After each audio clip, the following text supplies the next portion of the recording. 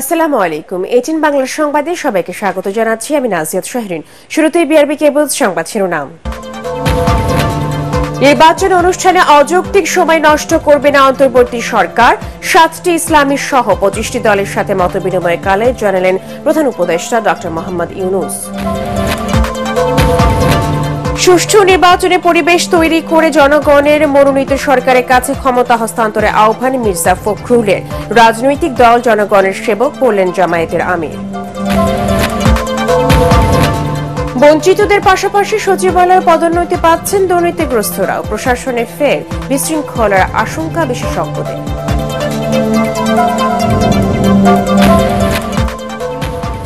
চর দখলের মতোই শিক্ষা প্রতিষ্ঠান দখল হচ্ছে। শিক্ষার্থীদের ব্যবহার করছেন কতিপয় শিক্ষক। ব্যবস্থা নিতে আইন শৃঙ্খলা বাহিনীকে নির্দেশ শিক্ষা উপদেষ্টার। এবং লিটারে পেট্রোল ও অকটেনের দাম কমল 6 টাকা, ডিজেলে 1 টাকা 25 পয়সা। রাত 12টার পর কার্যকর।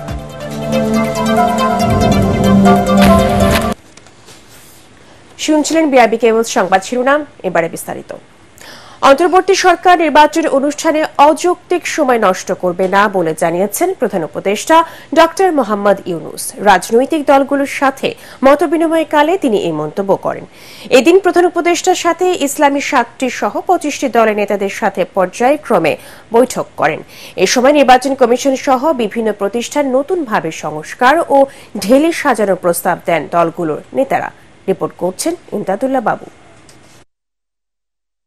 সুষ্ঠু, নিরপেক্ষ এবং গ্রহণযোগ্য নির্বাচন অনুষ্ঠানে প্রস্তাবনা শুনতে শনিবার প্রধান উপদেষ্টার বাসভবন যমুনায় বিভিন্ন রাজনৈতিক দলের সাথে বৈঠক করেন ডক্টর মোহাম্মদ ইউনূস। প্রথমে খেলাফত মজলিস ও হেফাজতে ইসলাম সহ 7টি ইসলামী দলের সাথে মতবিনিময় করেন প্রধান উপদেষ্টা। এ সময় বিগত সরকারের আমলে হত্যাকাণ্ড ও অপশাসনের বিচার দাবি করেন ইসলামী দলগুলোর নেতারা। দাবি করেন শাপলা চত্বর ও পিলখানা হত্যাকাণ্ডের পুনঃতদন্ত।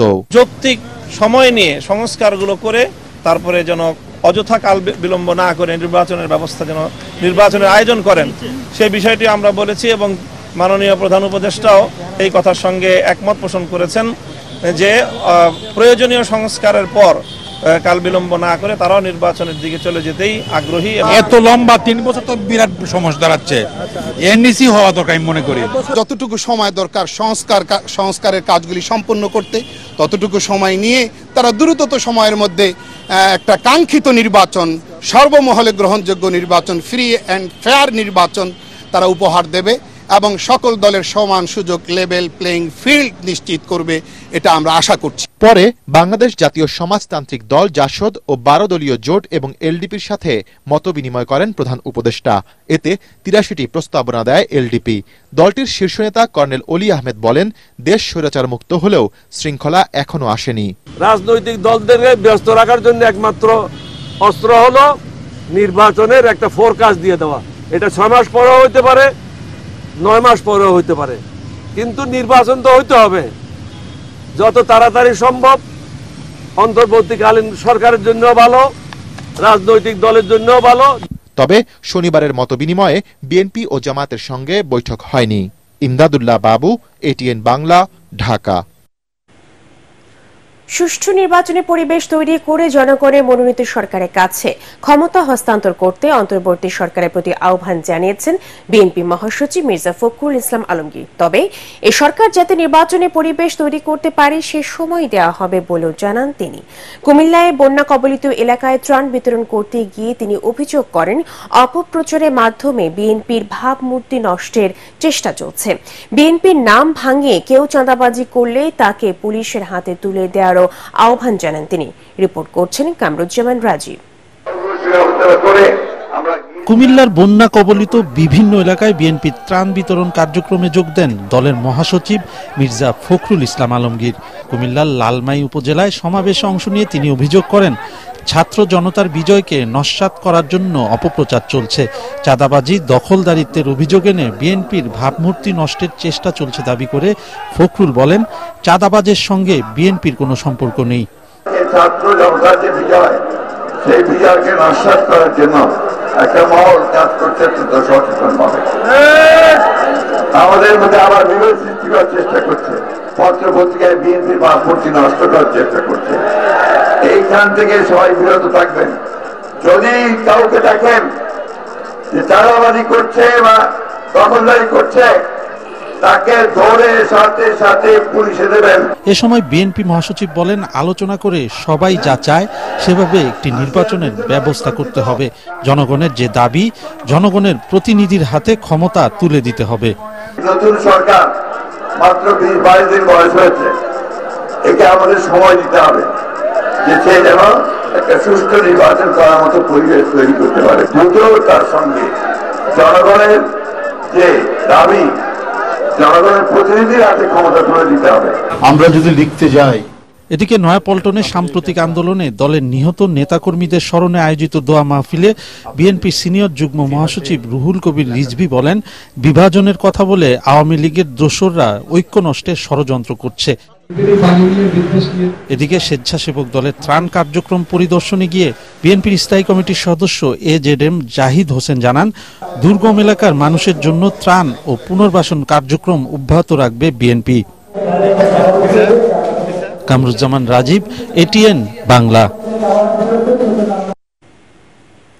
রাজনৈতিক দল দেশের মালিক নয়, তারা জনগণের সেবক বলে মন্তব্য করেছেন জামায়াত ইসলামের আমির ডাক্তার শফিকুর রহমান।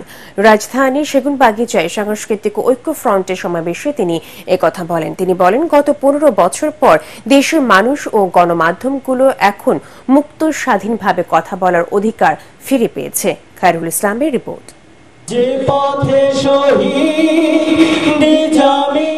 সেগুনবাগিচার এই কচিকাচার মিলনায়তনে মুক্ত ও স্বাধীনভাবে কথা বলার জন্য কবি, লেখক ও শিল্পীরা আয়োজন করেন এ সমাবেশ। অনুষ্ঠানের আলোচকরা জানান, এর আগে কেউ স্বাধীনভাবে কথা বলতে চাইলে স্বৈরাচারী সরকার তাদের গুম করে ফেলত। তবে পট পরিবর্তনের পর সে পরিস্থিতি বদলেছে। এখন মুক্তভাবে কথা বলার অধিকার ফিরে পেয়েছে দেশের মানুষ। এই জায়নামাজ, এই উদার জমিন, এই পিতার কোমলকে কারা রক্তাক্ত করেছেন, কারা প্রশ্নবিদ্ধ করেছেন, কারা কলুষিত করেছেন, তার জবাবের অংশ হিসাবে আজকে আপনাদেরকে দেশ ছাড়া হতে হয়েছে। সমাবেশে জামায়াত ইসলামের আমির ডাক্তার শফিকুর রহমান বলেন, সমাজের কিছু দুষ্টু মানুষ নিজেদের এজেন্ডা বাস্তবায়নের জন্য অনেক কুকর্ম করেছে, যার খেসারত দিতে হয়েছে নিরীহ জনগণকে। একটা জাতি আর কতবার পথ হারাবে? সম্প্রতি আন্দোলনে কম বেশি হাজার খানেক যোদ্ধা অন্যায় সত্যের বিরুদ্ধে, বৈষম্য এবং স্বৈরতন্ত্রের বিরুদ্ধে লড়াই করে তারা দুনিয়া থেকে বিদায় নিয়েছেন। আল্লাহ তাআলার দরবারে তাদের ন্যায্য পাওনা আমি কামনা করছি। বিভাজন আমরা চাই না।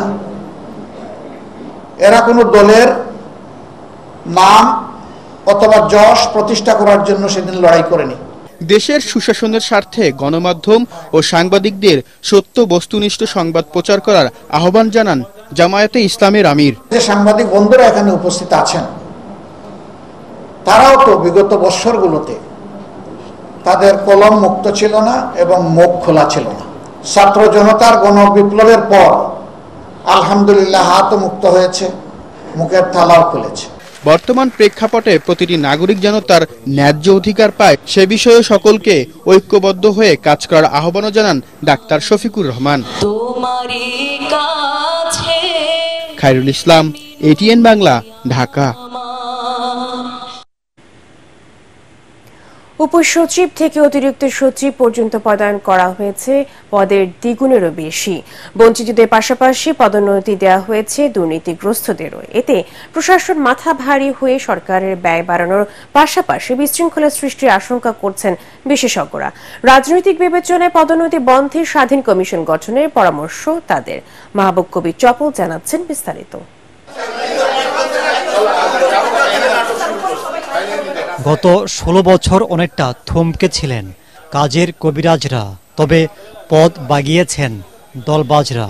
হঠাৎ সরকার পরিবর্তনে পাল্টেছে দৃশ্যপট। বঞ্চিতদের আন্দোলনের প্রেক্ষিতে দেয়া হয়েছে গণপদোন্নতি। ফলে উল্টো পিরামিড আকৃতি ধারণ করেছে প্রশাসন। সচিবের পদ রয়েছে 69, পদায়ন করা হয়েছে 72 জনকে।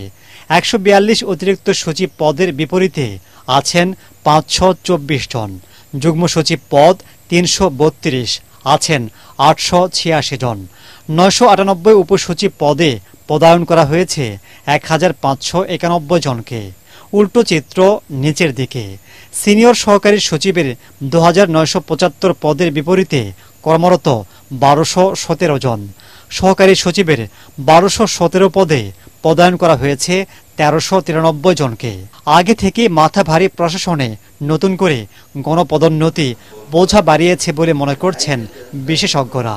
যারা ভিক্টিমাইজ হয়েছে, যারা সাপ্রেসড হয়েছে, তারা বৈষম্যের শিকার হয়েছে, এটা বিবেচনা করা এবং তাদের সার্ভিস রেকর্ডটা দেখা দরকার। তারা কি ওইখানে করাপশনে ইনভলভ হয়েছে, ইভেন নারী ঘটিত এই সমস্ত অনেক জিনিস করছে। এই ব্যাপারে আমার মনে হয় খুব শক্ত ভূমিকা রাখা উচিত। গণপদোন্নতি সবসময় আপনাকে ক্রিটিক্যাল দৃষ্টিভঙ্গি থেকে দেখতে হবে। বিভিন্ন জায়গায় যে চাপের ঘটনা ঘটছে, মিছিল করা হচ্ছে, কাউকে ঘরে আটকে রাখা হচ্ছে, কাউকে জোর করে পদ থেকে বাধ্য করা হচ্ছে, এগুলো অনুচিত, অনভিপ্রেত, অনাকাঙ্ক্ষিত।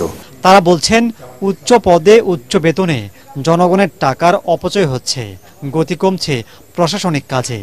ভবিষ্যতে এসব বন্ধে আলাদা কমিশন গঠনের পরামর্শ তাদের। রাজস্ব বাজেটে এটা চাপ হবেই। যখন আপনি অনেক মানুষকে পদোন্নতি দেবেন তখন তো তাদের গ্রেড চেঞ্জ হয়ে যাবে, তারা বেতন বেশি পাবেন, তারা পেনশন বেশি পাবেন। কিন্তু ওই যে একটা অন্যায়কে শুধরানোর জন্য তো এসব করা হচ্ছে, সেই অন্যায়টা না করলে হয়তো এই চাপটা আসতো না। প্রশাসনে যখন পার্টিজান হয়ে যায় তখন দেশটা আসলে খুব খারাপ অবস্থায় যায়। এই প্রশাসনকে আপনি প্রফেশনালিজম ডেভেলপ করতে হবে। দরকার হলে একটা ফার্দার প্রশাসনিক কমিশন করা হোক। কাজের গতি বাড়াতে সরকারি প্রতিষ্ঠানগুলোতে সংস্কারের পরামর্শ দিচ্ছেন বিশেষজ্ঞরা। মাহবুব কবির চপল, এটিএন বাংলা, ঢাকা। দুদক সহ দুর্নীতি প্রতিরোধে দায়িত্বপ্রাপ্ত সংস্থাগুলো জনগণের প্রত্যাশা পূরণে ব্যর্থ হওয়ায় এসবে সংস্কার আনার দাবি জানিয়েছেন টিআইবির নির্বাহী পরিচালক ডক্টর ইফতেখারুজ্জামান। এসব প্রতিষ্ঠানে দলীয়করণ করে অকার্যকর করে রাখা হয়েছিল বলে মন্তব্য করেন তিনি। আর যারা দুদককে নখদন্তহীন করে রেখেছিল তাদের বিচারের দাবি করেছেন debate for democracy chairman Hasan Ahmed Chowdhury Kiran. ATN বাংলার ছায়া সংসদ বিতর্ক প্রতিযোগিতায় এসব বলেন তারা। মিজান শাহজাহানের রিপোর্ট। এফডিসিতে প্রাতিষ্ঠানিক নজরদারি অপেক্ষা ব্যক্তি সচেতনতায় দুর্নীতি প্রতিরোধ করতে পারে শীর্ষক ছায়া সংসদের আয়োজন করে ডিবেট ফর ডেমোক্রেসি। এতে সরকারি দল হিসেবে অংশ নেয় স্টেট ইউনিভার্সিটি অব বাংলাদেশ আর বিরোধী দল Bangladesh university of business and technology. আপনি জানতেন না যে ওখানে দুর্নীতি হচ্ছে, তাহলে আপনি দুর্নীতি দমন করতে পারতেন না। ডিবেট ফর ডেমোক্রেসির চেয়ারম্যান হাসান আহমেদ চৌধুরী কিরণের সভাপতিত্বে ছায়া সংসদের মূল্যায়ন পর্বে টিআইবির নির্বাহী পরিচালক ডক্টর ইফতেখারুজ্জামান বলেন, গোয়েন্দা সংস্থাকে ব্যবহার করে কথা বলার স্বাধীনতা রুদ্ধ করার চেষ্টা করেছিল বিগত সরকার, অকার্যকর করে রেখেছিল রাষ্ট্রীয় প্রতিষ্ঠানগুলোকেও। গোয়েন্দা সংস্থা নামক যে প্রতিষ্ঠানগুলো আছে, একাধিক প্রতিষ্ঠান, সেগুলোকে ব্যবহার করে মানুষের বাক স্বাধীনতা খর্ব করা থেকে শুরু করে দুর্নীতির বিরুদ্ধে কথা বলা, দুর্নীতির প্রতিবেদন প্রকাশ করা, এগুলো অপরাধে রূপান্তর করা হয়েছিল। ছায়া সংসদের স্পিকার হাসান আহমেদ চৌধুরী কিরণ বলেন, দুর্নীতি দূর করে একটি মানবিক রাষ্ট্র প্রতিষ্ঠার চ্যালেঞ্জ নিতে হবে সরকারকে। দুর্নীতি বাংলাদেশে একটা ক্যান্সারের রূপ ধারণ করেছে। এই ক্যান্সার অপসারণের প্রক্রিয়া ইতিমধ্যে আমরা দেখেছি অন্তর্বর্তীকালীন সরকার তারা শুরু করেছে, কিন্তু এই ক্যান্সার অপসারণ প্রক্রিয়া যে কত দূর হবে, কতদিন লাগবে, সেটি কিন্তু এখন আমাদেরকে একটা প্রশ্নবোধক চিহ্ন তৈরি করেছে। দুর্নীতি দমন কমিশন দেখা গেছে যে বিরোধী রাজনৈতিক মতের দলের লোকদেরকে নিষ্পেষিত করবার জন্য তাদেরকে দুদকের বারান্দায়, কোর্টের বারান্দায় তাদেরকে বারবার নিয়ে হাজির করেছে, অথচ প্রকৃতি অপরাধীদেরকে, যাদের অপরাধের কথা এখন আমরা শুনতে পাচ্ছি এই স্বৈরাচার সরকার পতনের পর, আওয়ামী লীগ সরকার পতনের পর, সেই প্রকৃত অপরাধীদেরকে একটাবারও কিন্তু দুর্নীতির কাঠগড়ায় আমরা এই দুদকে গিয়ে দাঁড়াতে দেখিনি। আয় বৈষম্য দূর করে মানুষের সমান অধিকার নিশ্চিতের তাগিদ দেন হাসান আহমেদ চৌধুরী কিরণ। ডক্টর ইফতেখারুজ্জামান বলেন, আইনি কাঠামোর মধ্যে থেকেই পাচার হওয়া অর্থ ফিরিয়ে আনা সম্ভব। কামার কুমার, কৃষক, রিক্সা চালক, ঠেলাগাড়ি, আমাদের এই প্রান্তিক মানুষগুলোকে যদি আমরা রক্ষা করতে চাই, তাহলে দুর্নীতি মুক্ত করে বৈষম্যহীন একটা সমাজ ব্যবস্থা আমাদেরকে তৈরি করতে হবে। আমাদেরকে মনে রাখতে হবে, বাংলাদেশে এখন যেরকম অবস্থা চলছে, আয় বৈষম্য যেভাবে চলছে, মুদ্রাস্ফীতি, মূল্যস্ফীতি যেভাবে চলছে, যদি এভাবে চলতে থাকে তাহলে কিন্তু আমরা আমাদের সাধারণ মানুষকে স্বস্তি দেওয়ার জন্য যে বৈষম্য বিরোধী আন্দোলনের মাধ্যমে ছাত্র জনতা যে বিজয় অর্জন করেছে, সেই বিজয়কে আমরা ধরে রাখতে পারবো না। জাতিসংঘের আন্তর্জাতিক দুর্নীতি বিরোধী কনভেনশন, সেটির সহায়তায় যে দেশগুলোতে অর্থ পাচার হয়েছে তাদের সাথে পারস্পরিক আইনি সহায়তা চুক্তির মাধ্যমে পাচারকৃত অর্থ ফেরত আনা সম্ভব। বিতর্ক প্রতিযোগিতায় বিজয়ী হন স্টেট ইউনিভার্সিটি অব বাংলাদেশের বিতার্কিকরা। মিজান শাহজাহান, এটিএন বাংলা, ঢাকা। চর দখলের মতোই শিক্ষা প্রতিষ্ঠান দখল হচ্ছে, এতে কোনো শিক্ষক শিক্ষার্থীদের ব্যবহার করছেন। এটি লজ্জার, অনভিপ্রেত এবং ফৌজদারি অপরাধ বলে জানিয়েছেন শিক্ষা উপদেষ্টা ডক্টর ওয়াহিদ উদ্দিন মাহমুদ। তিনি জানান, এই বিষয়ে ব্যবস্থা নিতে আইন শৃঙ্খলা বাহিনীকে নির্দেশ দেওয়া হয়েছে। গণমাধ্যমের সাথে মতবিনিময়ে শিক্ষা উপদেষ্টা জানান, কোনো শিক্ষাক্রম বাতিল হচ্ছে না, পরীক্ষার মূল্যায়ন পদ্ধতিতে পরিবর্তন আসছে। শারফুল আলমের রিপোর্ট। স্বৈরাচার সরকার পতনের সাথে সাথে শুরু হয়েছে নানামুখী অধিকার আদায়ের আন্দোলন। এরই অংশ হিসাবে শিক্ষা প্রতিষ্ঠানগুলোতে চলছে নানা কর্মসূচি। শিক্ষা প্রতিষ্ঠানের প্রধানের পদত্যাগ চেয়ে এখনো চলছে আন্দোলন। স্কুল থেকে শিক্ষা প্রতিষ্ঠান, সব প্রতিষ্ঠানেই এমন কর্মসূচি থেকে অসম্মানজনকভাবে জোরপূর্বক পদত্যাগে বাধ্য করা হচ্ছে শিক্ষকদের। এমনকি কোনো শিক্ষা প্রতিষ্ঠানে শিক্ষকের গায়ে হাত দেওয়ার ঘটনাও ঘটছে। এ নিয়ে হুঁশিয়ারি দেন শিক্ষা উপদেষ্টা। সারা দেশের শিক্ষা প্রতিষ্ঠানগুলোতে এক ধরনের জব দখলের মতো দখলদারিত্ব প্রতিষ্ঠার একটা অরাজক বলবো বা একটা বিশৃঙ্খল পরিস্থিতি তৈরি হচ্ছে। জোর করে তাদেরকে পদত্যাগে বাধ্য করা হচ্ছে। শিক্ষকরা ব্যক্তিগত স্বার্থে ছাত্রদেরকে ব্যবহার করছেন, যেটা খুবই দুঃখজনক, খুবই অনভিপ্রেত একটা বিষয়। কোনো ক্ষেত্রে এটা ফৌজদারি অপরাধ। প্রশাসনকে নির্দেশ দিয়েছি যেন এই ধরনের পরিস্থিতির জন্য যথাযথ প্রতিকারের যথাযথ ব্যবস্থা গ্রহণ করা হয়। উপদেষ্টা জানান, উপাচার্য নেই 20টিরও বেশি বিশ্ববিদ্যালয়ে। বহু বছর ধরে মেধার মূল্যায়ন হয়নি জানিয়ে তিনি বলেন, এখন যোগ্যদের নিয়োগ দেওয়া হবে। বর্তমান শিক্ষাক্রম বাস্তবসম্মত নয় জানিয়ে ওয়াহিদ উদ্দিন মাহমুদ বলেন, সর্বসম্মতিক্রমে শিক্ষাক্রম মূল্যায়ন ও পরীক্ষা করা হবে। শিক্ষাক্রমকে বাতিল করে দিচ্ছি, আরেকটা শিক্ষাক্রমকে গ্রহণ করছি তা না। এটা হলো এখন আমাদের সময় নাই, সেজন্য আমরা এই ব্যবস্থাগুলো করছি। সারা বছর ধরে আমরা কিছু পরিপত্র জারি করে কিছুটা যেই দুর্বলতাগুলো আগের শিক্ষাক্রমে আছে সেগুলাকে সংশোধন করার চেষ্টা করব। নতুন পাঠ্যপুস্তক যেখানে আসার দরকার সেখানে আসছে, অনেকগুলো আগের পাঠ্যপুস্তকই চলছে। নতুন যেখানে আসার কথা সেখানে আর আসছে না। কিন্তু আমাদের মূল্যায়ন পদ্ধতি, সেখানে পরীক্ষা পদ্ধতি এবছর থেকেই সব জায়গায় চালু হয়ে যাচ্ছে। দেশি বিদেশি বিশেষজ্ঞদের পরামর্শে বাংলাদেশের উপযোগী শিক্ষা কার্যক্রম পরিচালনা করা হবে বলেও জানান শিক্ষা উপদেষ্টা। খুবই অনভিপ্রেত একটা বিষয়। শারফুল আলম, এটিএন বাংলা, ঢাকা। একই ব্যক্তি যাতে দল ও সরকার প্রধান হতে না পারে সে বিষয়ে সাংবিধানিকভাবে ব্যবস্থা থাকা দরকার বলে মনে করেন রাষ্ট্রবিজ্ঞানী ডক্টর আলী রিয়াজ। রাজধানীতে গণতান্ত্রিক পুনর্গঠনের জন্য সংলাপে স্থানীয় সরকার উপদেষ্টা হাসান আরিফ বলেন, সংবিধান সংশোধন বা পুনর্লিখন বিষয়ে এখনই কোনো সিদ্ধান্ত নিচ্ছে না অন্তর্বর্তী সরকার। বিস্তারিত রাশনা দাসের রিপোর্টে।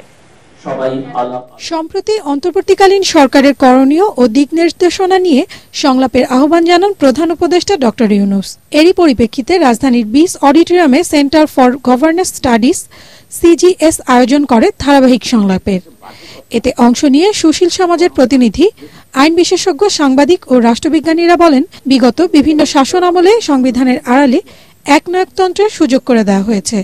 তবে সংবিধান নতুন করে লেখা হলে এর স্থায়িত্ব কতটুকু টেকসই হবে তা ভাবার বিষয় বলেও মত দেন কেউ কেউ। ক্ষমতার ভারসাম্যের ক্ষেত্রে যেটা নিশ্চিত করা দরকার সেটা হচ্ছে একই ব্যক্তি যেন, যেটা আমরা লক্ষ্য করেছি যে সরকার, দল এমনকি রাষ্ট্রের সমস্ত রকম ক্ষমতার অধীশ্বর হয়ে পড়েন, যে কারণে দল এবং সরকারের মধ্যে কোনো পার্থক্য আমরা দেখতে পাইনি এবং শেষ পর্যন্ত ব্যক্তি কেন্দ্রিক একটি স্বৈরতন্ত্রের মধ্যে বাংলাদেশ প্রবেশ করেছিল। ধ্বংস করা অনেক সহজ, কিছু নতুন করে গঠন করা অনেক কঠিন। আমাদের অনেক অভিজ্ঞতা আছে সারা পৃথিবী জুড়ে যে নতুন করে যখন কিছু লেখা হয় সেখানে যদি আসলে সবাইকে নিয়ে যদি না করা হয়, একপেশে ভাবে যদি করা হয়, ওটা কিন্তু টিকে না। এ সময় আইন বিশ্লেষকরা জানান, বর্তমানে সংবিধান সংশোধনের উপায় সীমিত। সংবিধানের 116 ধারা বহাল রেখে বিচার বিভাগের স্বাধীনতা বজায় রাখা যাবে না। Proclamation of independence is our interim constitution. যদি ওটা ঠিক না থাকে তাহলে সংবিধান ঠিক থাকে না। আমরা একটা নির্বাচন দিয়ে পার্লামেন্ট বানিয়ে সেখানে আবার আমার কনস্টিটিউশনটাকে নতুন করে আমাদের পছন্দ মতন করতে পারি, সেই প্রচেষ্টা আমাদের করতে হবে। পলিটিক্যাল পার্টিস গুলোকে এনগেজ করতে হবে, কিন্তু পলিটিক্যাল পার্টি অন্যান্য পলিটিক্যাল পার্টিস নাম না বলি ওই দলগুলোরও নিজেদের আদর্শিক রাজনৈতিক অবস্থানকে পুনর্গঠনের দরকার আছে পিপলস উইলের জায়গা থেকে। সংস্কারে সবার প্রতিনিধিত্ব থাকার পাশাপাশি ভিন্ন মতকে গুরুত্ব দেওয়ার কথা বলেন বক্তারা। এটা একটা চলমান প্রক্রিয়া। আজকের এই আলোচনায় আমরা কোনো সিদ্ধান্ত দিচ্ছি না এবং সেই সিদ্ধান্ত যে সরকার বা জনগণের উপরে বাইন্ডিং তা নয়, আমরা আলোচনা করছি। বর্তমান সংবিধান দিয়ে কোনো গণতান্ত্রিক দেশ চলতে পারে না উল্লেখ করে সংবিধান নিয়ে নতুন করে ভাবার এখনই সময় বলে জানান বিশেষজ্ঞরা। রাসনা দাস, এটিএন বাংলা, ঢাকা। প্রতি লিটার ডিজেলের দাম 1 টাকা 25 পয়সা এবং পেট্রোল ও অকটেনের দাম 6 টাকা কমানো হয়েছে। রাত 12টার পর থেকে নতুন দাম কার্যকর হবে বলে জানিয়েছেন অন্তর্বর্তী সরকারের জ্বালানি উপদেষ্টা মোহাম্মদ ফয়জুল কবির খান। খুলনার খালিশপুরে Rupsha 800 megawatt combined cycle power plant পরিদর্শনের আগে তিনি সাংবাদিকদের একথা জানান।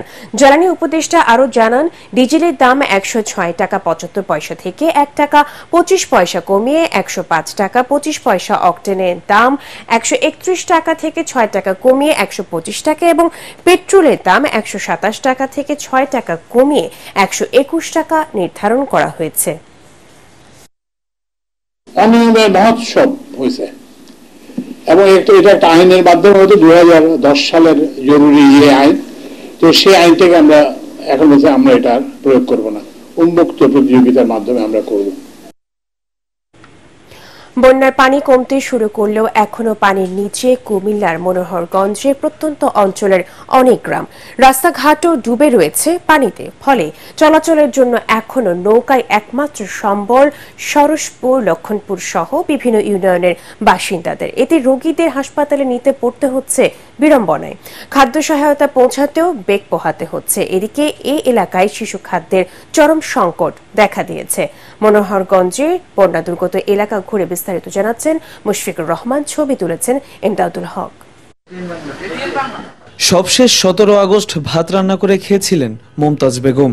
রাত শেষ না হতেই দেখেন ঘরে হাঁটু সমান পানি। তারপর থেকে যে যা সাহায্য দেয় তা খেয়ে দিন যায় তার পরিবারের। 17 তারিখে বিকেলে ভাত রান্না করছি, 18 তারিখে মাগি নামাজের পরে পানি ঢুকতে ঢুকতে অনেক হয়ে গেছে। শুকনা খাবার খাইতে খাইতে তো এক পর্যায়ে আমার বাচ্চার বমি হয়ে গেছে। আমার মনে চাইছে আমার শরমে কই না কারে কম আমার কটা ভাত দাও।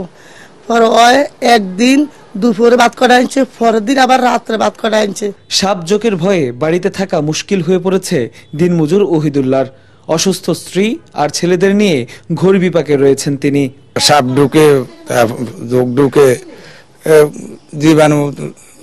জীবজন্তু ঢুকে, তো ঢুকের মধ্যে আসি আর কি। পানিতে ডুবে থাকায় সরসপুর, লক্ষণপুর ইউনিয়নের বেশিরভাগ রাস্তায় 2 সপ্তাহ যাবৎ যান চলাচল বন্ধ। এখন নৌকাই একমাত্র বাহন।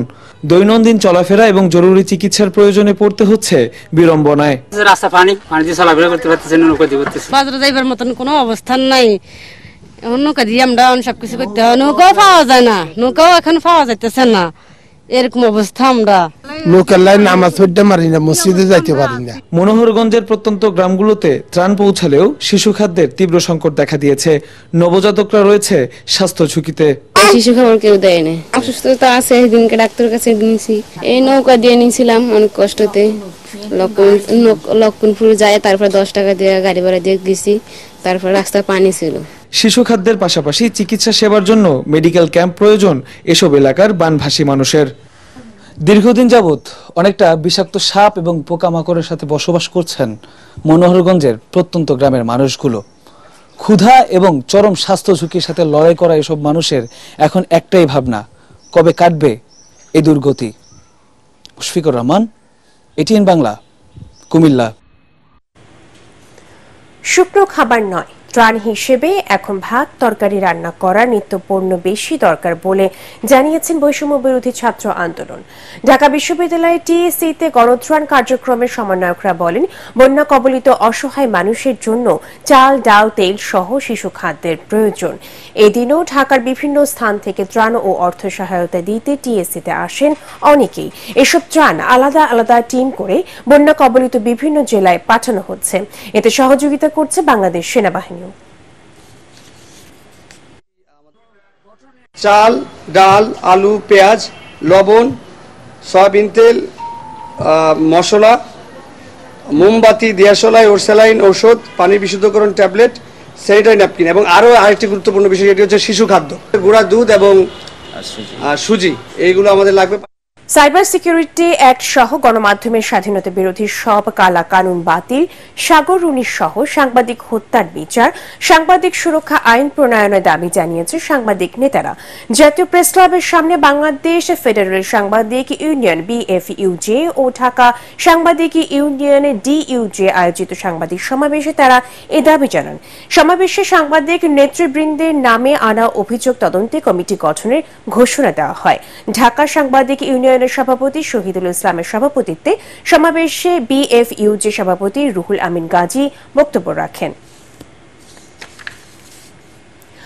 সরকারি কর্মকর্তাদের বেতন ভাতা বর্তমান সময়ে কমপক্ষে 20,000 টাকা থেকে শুরু হওয়া প্রয়োজন বলে মনে করেন গণ অধিকার পরিষদের সভাপতি নুরুল হক নূর।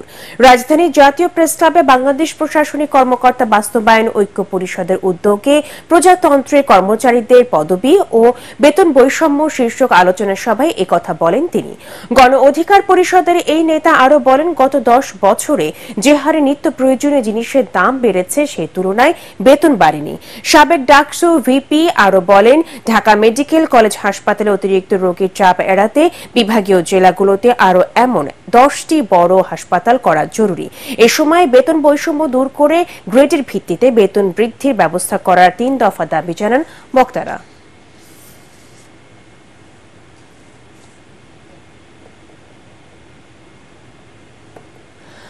বন্যার্তদের সহায়তায় আস-সুন্নাহ ফাউন্ডেশনের ত্রাণ তহবিল 100 কোটি টাকা ছাড়িয়েছে বলে জানিয়েছেন প্রতিষ্ঠানটির প্রধান শায়েখ আহমদুল্লাহ। এই অর্থ 3 ধাপে বন্যার্তদের জন্য ব্যয়ের ঘোষণা দিয়েছেন তিনি। সুন্নাহ ফাউন্ডেশনের এই প্রকল্পে কয়েক হাজার স্বেচ্ছাসেবী দিন-রাত কাজ করছেন বলেও জানান আহমদুল্লাহ। খায়রুল ইসলামের আরেকটি রিপোর্ট।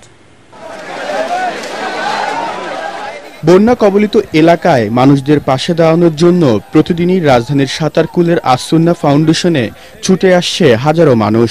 স্বেচ্ছায় স্বতঃস্ফূর্তভাবে তারা করছেন খাবার প্যাকিং, লোড আনলোড সহ নানা কাজ। সারাদিনে পরিশ্রম করেও মানবিক এ সেবার কাজে খুশি স্বেচ্ছাসেবকরা। বন্যা পীড়িত মানুষের জন্য তো আমাদের সবাইকে এগিয়ে আসতে হবে। তো যখনই বারবার বলতেছিল যে এখানে অনেক লোক প্রয়োজন, লোক নেই, দিন হচ্ছে আমি চলে আসছি, আমার বন্ধুদেরকে বলছি, ওরা আসছে। মানুষের জন্য কাজ করা, আল্লাহ সৃষ্টির জন্য কাজ করা, এটার মধ্যে যে আনন্দ, এটা আমি নয়, আমার সব ভাইয়ের কাছে জিজ্ঞাসা করেন, তারা একই উত্তর দিবেন যে আমরা একটু খিদমত করতে পারি, আল্লাহর জন্য আসছে, যেন আমাদের দ্বারা তারা একটু উপকারিত হয়। গতকালকে আমি একটা জায়গায় গেছি, প্রায় 2 কিলোমিটার আমি নৌকা বয়ে গেছি, তারপরে দেখছি যে 7টা ফ্যামিলি, তাদের চকি পর্যন্ত পানি এখনো আছে। আস-সুন্নাহ ফাউন্ডেশনের চেয়ারম্যান শায়েখ আহমদুল্লাহ বলেন, বন্যায় ক্ষতিগ্রস্ত মানুষদের জন্য তাদের তহবিলে দেওয়া মানুষের সহযোগিতা 100 কোটি টাকা ছাড়িয়ে গেছে, যা নজিরবিহীন বলেও জানান তিনি। 100 কোটি টাকা ব্যয়ের একটা আমরা পরিকল্পনা করেছি, যে 30 কোটি টাকা অলরেডি আমাদের খাদ্য সামগ্রী এবং অন্যান্য সামগ্রী কেনাতে ব্যয় হয়েছে, আর 30 কোটি টাকা আমরা খরচ করব গৃহায়ন প্রকল্পে, যাদের ঘর নির্মাণ করে দিতে হবে। সেখানে আমরা কয়েকটা লেয়ারে কাজ করব। সামান্য ক্ষতিগ্রস্ত হয়েছে তাকে হয়তো 10,000, একটু বেশি ক্ষতিগ্রস্ত হয়েছে তার 20 বা 30,000, আর যাদের একেবারে ঘর নিশ্চিহ্ন হয়েছে তাদেরকে হয়তো আমরা 1 লাখ টাকা খরচ করে আমরা ঘর নির্মাণ করে দেবো ইনশাআল্লাহ। আর 30 কোটি টাকা আমাদের খরচ করার পরিকল্পনা হলো কৃষি এবং ব্যবসার ক্ষেত্রে যারা ক্ষতিগ্রস্ত হয়েছেন তাদেরকে পুনর্বাসন করার ক্ষেত্রে। আর 20 কোটি টাকা আমরা খরচ করতে চাই শিক্ষার ক্ষেত্রে, কারণ শিক্ষার ক্ষেত্রে ব্যাপক ক্ষয়ক্ষতি হয়েছে বাচ্চাদের। দেশ ও মানুষের কল্যাণে আস-সুন্নাহ ফাউন্ডেশন এমন সেবা কার্যক্রম অব্যাহত রাখবে বলেও জানান আহমদুল্লাহ। তাহলে এই দেশের ধর্ম বর্ণ নির্বিশেষে সমস্ত মানুষ দিন শেষে ইনশাআল্লাহ উপকৃত হতে থাকবে। খায়রুল ইসলাম, এটিএন বাংলা, ঢাকা। আল্লাহ রাফা ইসলামী ব্যাংক অর্থ সংবাদ।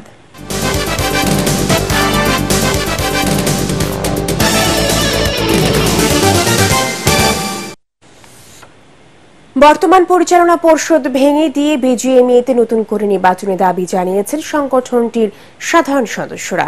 তাদের দাবি, বর্তমান পরিচালনা কমিটির বেশিরভাগ সদস্য রাজনৈতিক লেজুই বৃত্তি করেছেন। তারা বিজিএমইএকে ব্যবহার করে রাজনৈতিক স্বার্থে নিজেদের ক্ষমতাবান করেছেন। এতে ক্ষতির পাশাপাশি সাধারণ ব্যবসায়ীরা বিজিএমইএ কর্মকাণ্ডে অবদান রাখতে পারেননি বলে অভিযোগ জানিয়েছেন সদস্যরা। রাজধানীর একটি হোটেলে আয়োজিত সংবাদ সম্মেলনে বিজিএমইএর পাশাপাশি বিজিএমইএ ইউনিভার্সিটি পরিষদও ভেঙে দেওয়ার দাবি তোলা হয়। ব্যবসায়ীদের সাথে আলোচনা করে দলীয় প্রভাব মুক্ত 20 সদস্যের অন্তর্বর্তীকালীন পরিচালনা বোর্ড গঠন সহ 7 দফা দাবি জানান সাধারণ সদস্যরা। পূর্ণ নির্বাচনে যারা নির্বাচিত হয়েছেন ওনারা বাদ দিয়ে নতুন একটা সুন্দর ভোটার তালিকা করে ভোটে ইলেকশন করা, সেই কথাই বলা হচ্ছে। রক্ত দিয়ে যে ফেসিবাদের বিরুদ্ধে সংগ্রাম হয়েছে সেই বাংলাদেশকে গড়ার জন্য বিজিবি সবচেয়ে একটা ইম্পর্টেন্ট সেক্টর, এবং বিজিবির মেম্বার হিসেবে আমরা জেনারেল মেম্বার যে পার্টি করুক, সে যদি আমাদেরকে সহায়তা করে, এই দেশকে গড়ার কাজে যদি সহায়তা করে এবং ফেসিবাদের যদি দোষণ না, আমরা তাকে ওয়েলকাম জানাবো। দেশের বন্যার্তদের পাশে দাঁড়িয়েছে যুক্তরাষ্ট্রে বাংলাদেশ সোসাইটি। 30 লাখ টাকা প্রধান উপদেষ্টা ত্রাণ তহবিল দিয়েছে যুক্তরাষ্ট্র প্রবাসীদের বৃহৎ এই সংগঠনটি। নিউ ইয়র্কে বাংলাদেশ কনসুলেট এর কনসাল জেনারেল মোহাম্মদ নাজমুল হুদার মাধ্যমে প্রধান উপদেষ্টা ত্রাণ তহবিলে এই অর্থ দেওয়া হয়। অনুদান প্রদান অনুষ্ঠানে সংগঠনের সভাপতি মোহাম্মদ রব মিয়া, সাধারণ সম্পাদক রুহুল আমিন সহ বোর্ড অব ট্রাস্টি ও কার্যকরী পরিষদের সদস্যরা উপস্থিত ছিলেন। 24 ঘন্টার মধ্যে পদত্যাগ না করলে বাংলাদেশ ফুটবল ফেডারেশনের বাফুফের সভাপতি কাজী সালাউদ্দিনকে অবাঞ্ছিত করা হবে বলে ঘোষণা দিয়েছে বাংলাদেশ ফুটবল উন্নয়ন পরিষদ। সাফ জয়ে অধিনায়ক আমিনুল হকের নেতৃত্বে সকালে বাফুফে ভবনের সামনে আয়োজিত সমাবেশে এই হুঁশিয়ারি উচ্চারণ করেন জাতীয় দলের সাবেক ফুটবলার ও ক্রীড়া সংগঠকরা। শেষ করার আগে বিআরবি কেবল সংবাদ শিরোনামগুলো জানিয়ে দেব আরো একবার। নির্বাচন অনুষ্ঠানে অযৌক্তিক সময় নষ্ট করবে না অন্তর্বর্তী সরকার। 7টি ইসলামী সহ 25টি দলের সাথে মতবিনিময়কালে জানালেন প্রধান উপদেষ্টা ডক্টর মোহাম্মদ ইউনূস। সুষ্ঠু নির্বাচনের পরিবেশ তৈরি করে জনগণের মনোনীত সরকারের কাছে ক্ষমতা হস্তান্তরের আহ্বান মির্জা ফখরুলের। রাজনৈতিক দল জনগণের সেবক পড়লেন জামায়াতের আমির। বঞ্চিতদের পাশাপাশি সচিবালয়ে পদোন্নতি পাচ্ছেন দুর্নীতিগ্রস্তরাও। প্রশাসনে ফের বিশৃঙ্খলার আশঙ্কা বিশেষজ্ঞদের।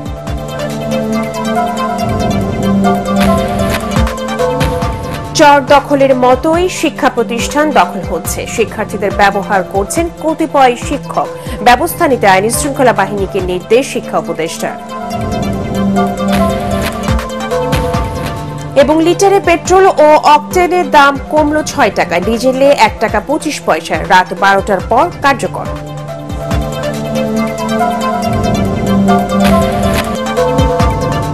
পরবর্তী সংবাদ দেখার আমন্ত্রণ জানিয়ে এখনকার মতো শেষ করছি। এটিএন বাংলা সংবাদ ইউটিউবে দেখতে ব্রাউজ করুন youtube/এটিএন বাংলা নিউজ। ধন্যবাদ সবাইকে।